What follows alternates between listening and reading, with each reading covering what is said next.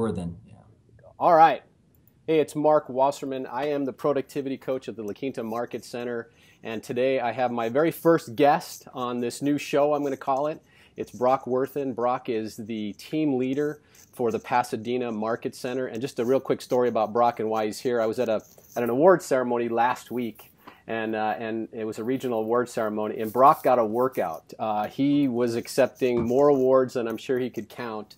And the guy's absolutely killing it. And Brock, I know you're a busy guy. We were just chatting about family and our kids and stuff. And I appreciate you taking a few minutes. I promise to make this as short as possible so I get you back to work. But thank you so much for joining us. I'm just going to ask you, tell us a little bit about yourself, how you got to this point, and a little bit about your background, if you don't mind. Yeah. Wow. So I've been with the company since '03. Started out as a core member of the Hollywood Hills Market Center. Was the 8th agent on. Quickly grew into the company, immersed myself. Really, one of my fondest memories there as a new agent, I remember going to my mentor, Rick Cunningham, and I asked him, I said, Rick, what's the one thing that I can do that if I focused on this one thing and something that I know that, or that that nobody else does or resists doing, what would that be? And Rick told me. And I remember this day very clearly. He's like, Brock, focus on expireds. Focus on, hitting the phones. And if you do that and you do it consistently, you'll knock it out. And that was the one piece of advice that I'm thankful for receiving. And Rick was, he was the #1 DBL agent at the time, which later became Sotheby's, and was the most, sought after, I think, agent for the Keller Williams office, the Hollywood Hills office, and was, the part of the core group. So hearing that from Rick and really, understanding like that was what I needed to do to have quick success. So really quickly developed a great business, built a team in that Hollywood Hills area. And then probably about 4 years into my career, I had a partner and, in my team, had my business partner. We developed a model that really kind of took our focus nationally. And it was a time when my appetite was a lot bigger and my ambition was really big as well, and didn't have the kids or a wife to really have to consider with respect to responsibility. So we took our business model, which was a little outside the box, but it was, I think, kind of actually had a lot of expansion, components tied to it, that what we know now as ESO. Right. And did that for a couple of years and in the market, and we were dealing with, different types of developers and builders and different types of product type, but it all focused around investment opportunities and not so much the conventional sales that I was doing, brokerage that I was doing. And then come '09, I sought leadership, and I reached out to some of my leadership friends in the company that RDs and let them know of my interest in going down the path of leadership. And then in 2010, opened up Keller Williams in Newport Beach and was there for 4.5, almost 5 years. And then I got a tap on the shoulder, actually a couple times on this opportunity. And finally, I realized that it was something that I had to do. And here I am, Pasadena. Actually, 2 days ago, or yesterday, was my 2-year anniversary, which actually is funny. Happy anniversary! That's awesome. It feels like a lot longer than 2 years. It's been great. It's been great. It's been great. So that kind of brings me to where I am right now, and love the company. Yeah. I absolutely have a lot of love and admiration for what the leadership at KWRI has been able to do and provide for us. So hey, talk to me about what drives you. We in our one of the things we were talking before we started this call, and I told you that since about August or September, I've been facilitating this mastermind group. We've had some amazing discussions. We've had Dave Norberg, we've had some other really top agents. We've had the Hilgenbergs have come in, and we always talk about our big why. It's one of those sayings in our industry that I think gets overused. It's really about purpose, right? What drives you? What drove you then? What drives you now? Are they different? Yeah. And what keeps you going every day? Because you're obviously a busy guy. You got small children. What's your big why? What drives you? My big why? Well, I think anyone who's a parent, I think the first thing that you go to is is your children. I mean, I'm not unique in that sense. I mean, I think that you and I were talking before you started recording this, and how important it is to be a present parent. And for me, being a very involved father, it's something that I was always going to be, because it was something that I really didn't have growing up. So my kids are the very first thing that I think of when I get up. But beyond that, I really truly am passionate about developing people and impacting people. And it's funny, when I got into leadership and I got outside of sales, when I was doing sales, Mark, I mean, I was that guy that was selling wherever he went. Like I was, real estate, I was just always, it was on the tip of my tongue, and I kind of was just that guy. So when I got into leadership, I realized, it's not about me. I felt like in real estate, I had this, I was a lot younger, and it was just, just high movement and just constant action and urgency and I didn't have any fear at that point. But now I think I've taken a step back, I've gotten older, and I've had some failures, which I think, and we'll talk about that later, I think in some of your questions that you have, and it's more relevant. But I think for me, it's just really important about my time that I have here, which is so limited, as all our time is limited. Right. How can I impact people? Like, how can I leave an impression? And it can be the smallest impression. I just want to touch people's lives. And through my honesty and my candor and my authenticity, I feel like people are knowledgeable of my intention to really impact. And I come from a place where I really want to develop and succeed. Through this conversation, I'm going to I'm hoping to touch some people. As I want you to know, Mark, I'm learning from you, and I want you to know you're impacting me. So I love, and I appreciate the reciprocity in that. I appreciate it. Listen, you mentioned fear. You talk to a lot of agents on a daily basis. You talk to agents that are, what's the top agent or a couple of top agents doing in your market center in terms of just their gross volume, just to give people an idea? Well, I mean, our top, we have several people that are in the mid to high $60 million range. Wow. We had 3 people that grossed well over $1 million. We had several that were above 800,000. Mm-hmm. We did $692 million in closed volume last year. We did our best month was December of all months, 83 million in closing. So this year goal is to do $1 billion in closed volume. Our average, price runs about 850. Mm-hmm. But to go back to your question about fear. Yeah. Now, is that fear? Well, what I know is, because I work with a lot of new agents, right. and as I'm sure you do. Yeah. And a lot of them are afraid. They're afraid of the process of making a mistake, of sounding silly or being foolish. Yeah. And the top agents, the ones that are doing 60, 70 million, I don't want to say that they're fearless, because we all have fear. We learn how to deal with it, but they have learned to deal with fear. Yeah. They've learned to approach it in a different way. And I'm wondering if you can talk a little bit about that. And have you ever been afraid to make a call? And if so, what did you do to overcome that fear? Well, so 2 parts. So I think that these mega agents have more of a refined fear, if you will. I think it's something that, like you said, we all have it. Right. But I think when you work on your craft, when you work on your pitch, your script, your delivery, your confidence, the conviction in which you convey your value proposition, the fears become reduced. Right. And you actually look forward to, the questions, the objections, because you're able to, overcome anything that's on your way, because you practice it, you rehearse it. Like I heard this once, and I don't know who it was that told me, but it's, think of yourself, and I tell my agents this all the time, think of yourself as a business athlete. What do athletes do? Exactly. Kobe, LeBron, Peyton Manning. What do they do? Practice. They work on their craft every day. Read defenses. Right. They know their playbook. Right. They know the opposition. Right. They work on it hours and hours and hours. So I think with top agents who are committed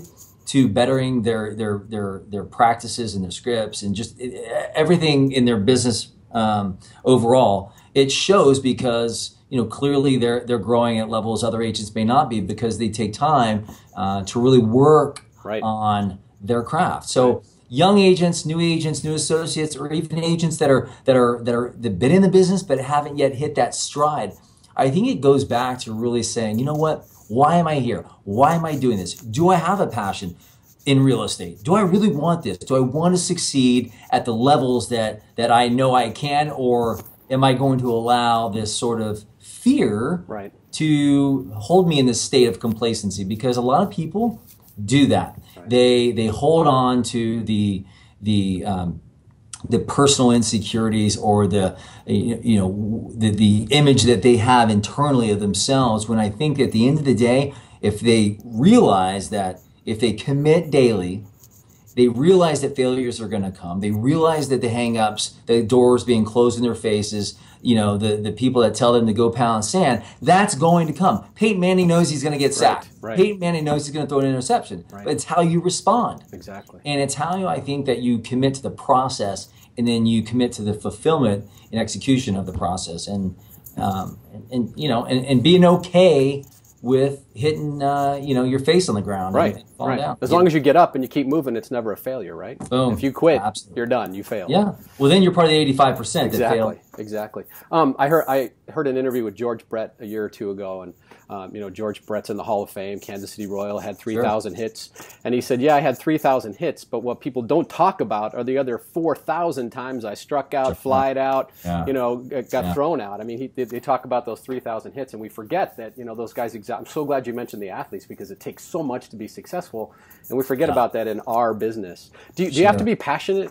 Do you have to have a passion for this business to be a top agent? Well, you know what? I believe you do, because I think with the passion comes this magnetic ability to attract people.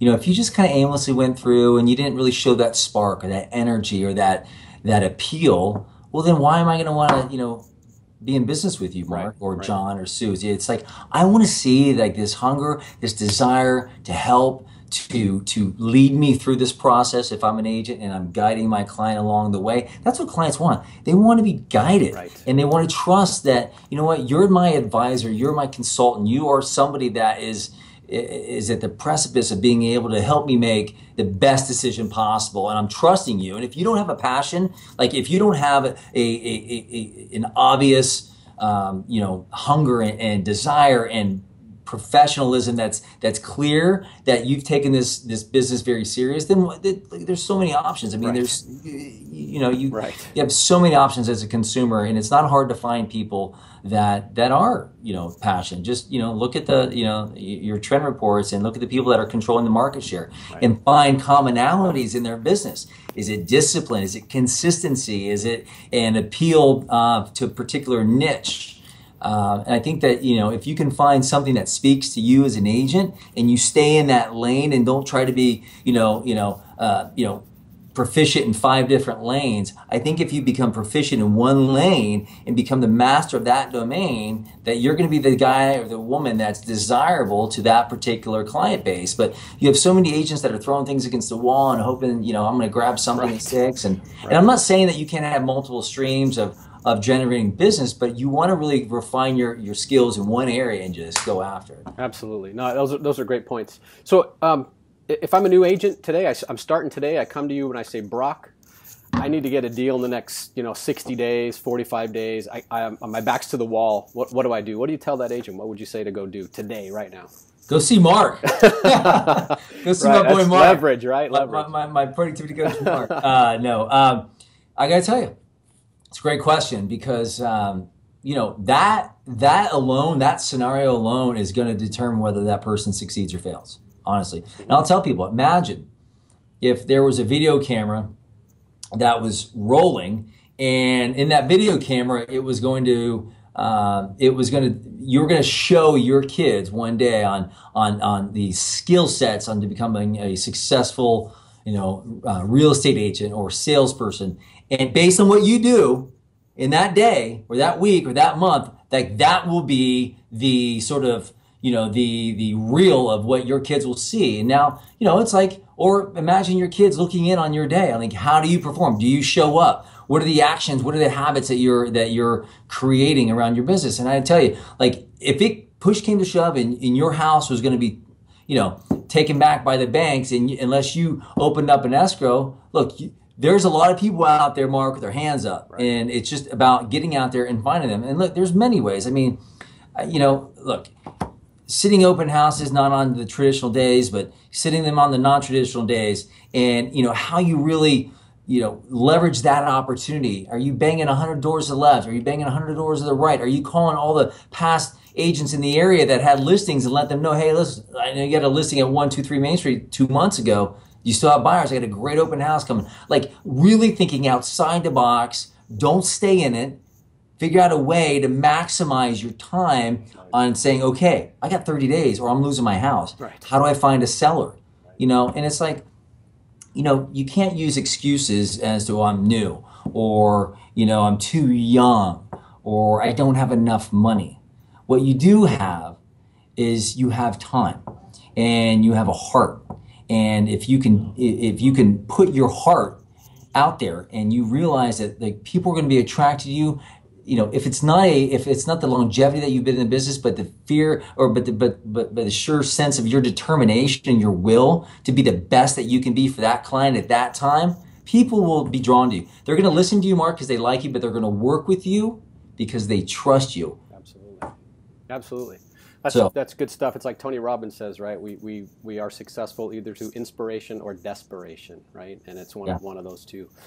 Listen, I promise to keep it short because I know you're a super busy guy, so I have just a couple more questions. So this will be easier for you to answer because you're closer to this age than most of us. So if you had to call your 20-year-old self, place a call to your 20-year-old self, and you had to give that 20-year-old self who was just maybe getting started in real estate or whatever, what advice would you give your 20-year-old self, knowing what you know today? Yeah, well, I'd probably say a few things.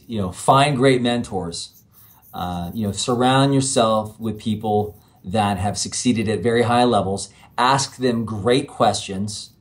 Be prepared to fail. Know that it's okay to fail, and don't let anybody tell you that your goals are too high.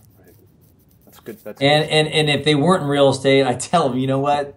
Especially if you're living in an area of the country that you and I live in, get into real estate because especially at 20 years old, by the time you're 30, you're a millionaire and you're 7th level and creating really big world for yourself. I think young people and I know it doesn't age matters not, but I think in this business, young people can, if they want to, have an advantage in our business because I always hear, well, I'm young, they don't really respect me. I think it's the exact opposite. I think if you're young and you're hungry and you show a desire to really get out there and hustle, people respond to that. And I always tell my young agents, I say, ask that person that you're talking to, do you remember when you were young, when you first started, what it was like? Just give me a shot. I'm your man or I'm your gal. So that's good stuff.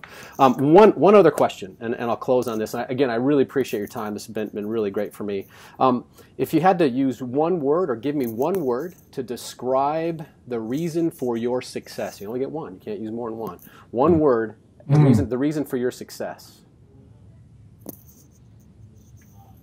Love this question.